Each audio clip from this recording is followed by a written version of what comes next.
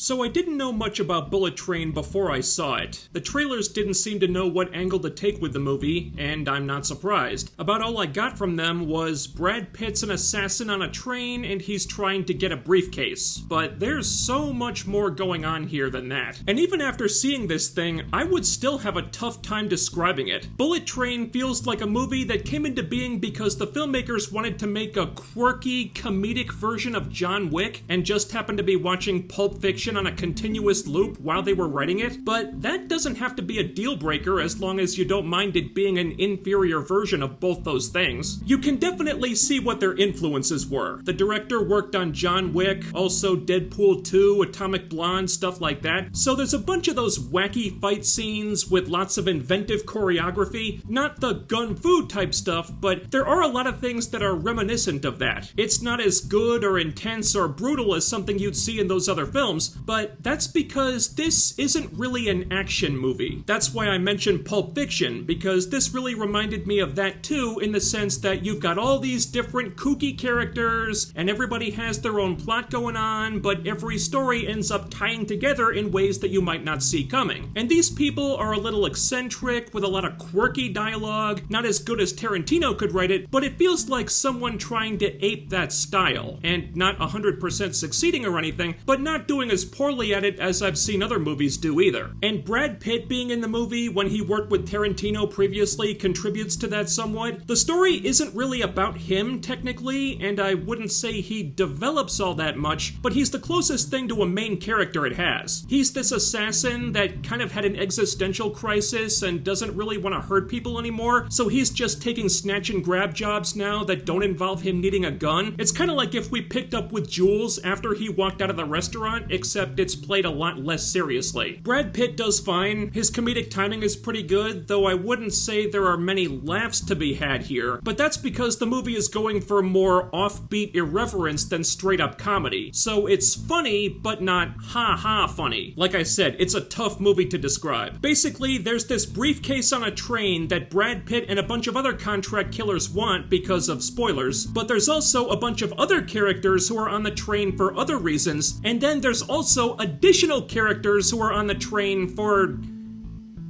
no particular reason that I could see. And this is where the movie gets a little muddled, and also a bit too lengthy for its own good. It clocks in at 2 hours 6 minutes, and it felt longer than that. They could have trimmed this by a fair amount, and simplified it too, just by cutting some of the stuff they didn't need. Like all the stuff involving the briefcase, and the people who want it, and the way all their plots tie together was interesting. That was easily the stuff that worked the best. But then you've got these other characters who are there for other reasons, and their stories do kind of tie into the main narrative, but not so much that the movie would have really missed them if they weren't there. It felt like these people mainly existed, one, to pad the runtime, and two, because the filmmakers really wanted to do a hey look, it's that person moment. Hey look, it's Bad Bunny. Hey look, it's Zazie Beetz. So these characters show up, they exist for 1 or 2 scenes, they have a fight with Brad Pitt, the fights are fine, and then they're gone. The movie's done with them, and afterward, the plot is not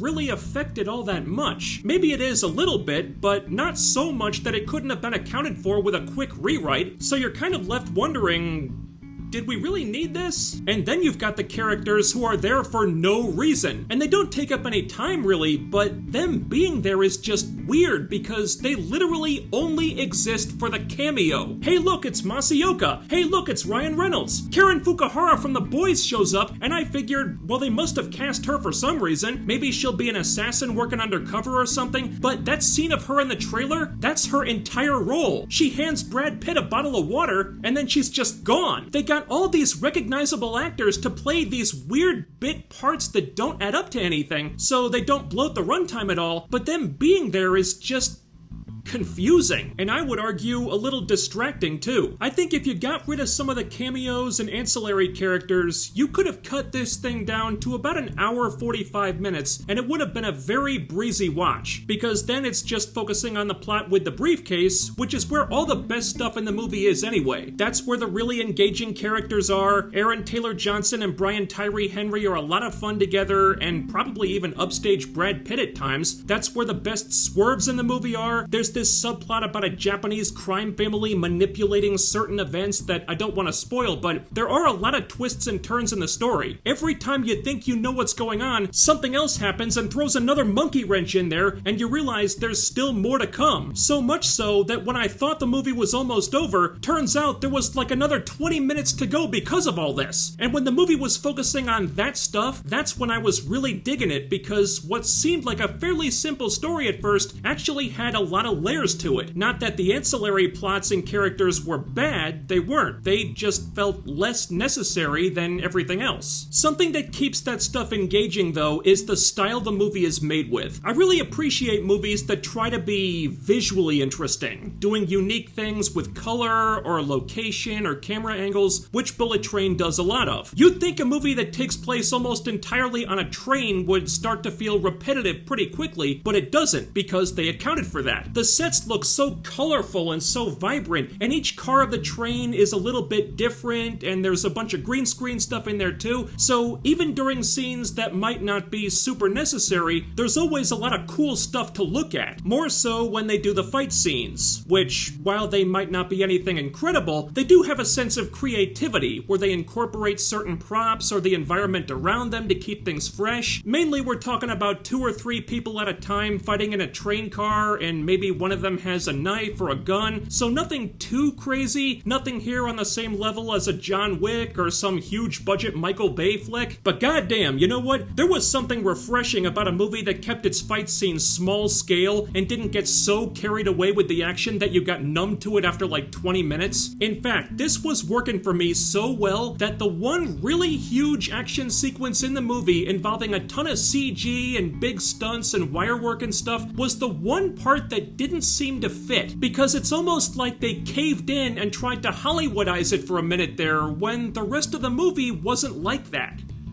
Very weird. So yeah, that part I could take or leave. I was a lot more interested in the characters and the story and all the different twists it takes, because there's actually a lot more there than you might think. All that is pretty engrossing. It just has a habit of getting temporarily derailed by these little side quests or side characters that don't seem all that consequential in the grand scheme of things. I think you would have had a tighter film without some of that stuff, but God forbid we cut the Bad Bunny cameo, because we gotta get the fans primed and ready for that El Muerto movie, right? Right?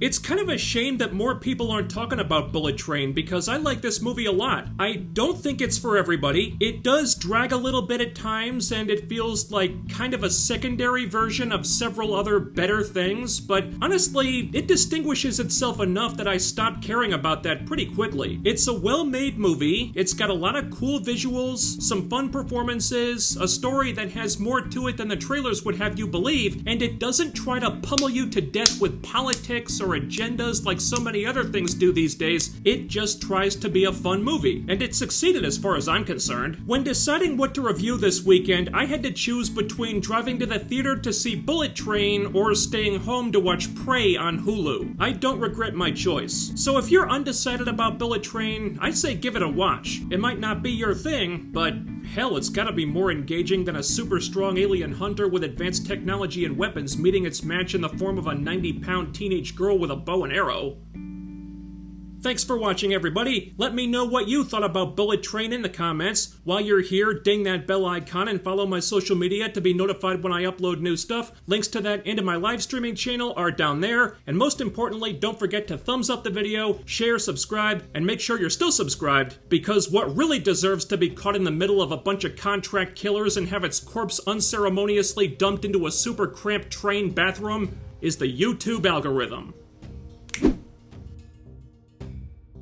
That's all for now, but I'll be back with more soon. So stay tuned for that, do all the YouTube things, and I'll see you next time.